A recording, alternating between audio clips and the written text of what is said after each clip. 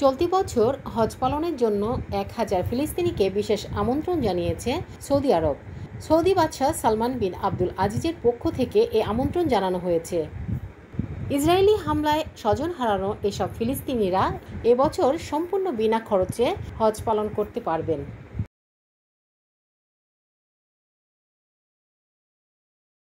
নিহতদের স্বজন ছাড়াও যেসব ফিলিস্তিনি পরিবারের সদস্যরা ইসরায়েলের কারাগারে আটক রয়েছেন অথবা হামলায় আহত হয়েছেন, তারাও এই বিশেষ সুবিধার আওতায় হজ পালন করতে পারবেন।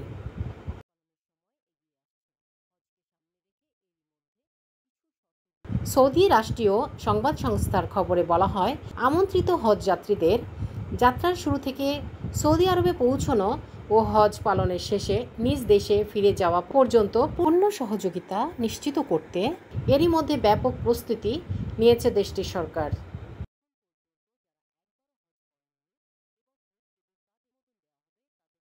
সৌদি ইসলামিক অ্যাফেয়ার্স মন্ত্রণালয়ের অধীন দাওয়া অ্যান্ড গাইডেন্স বিভাগ এই কার্যক্রম বাস্তবায়ন করবে। 2 পবিত্র মসজিদের অতিথি প্রকল্পের আওতায় এই ফিলিস্তিনিদের হজে অংশ নেয়ার সুযোগ করে দেওয়া হচ্ছে।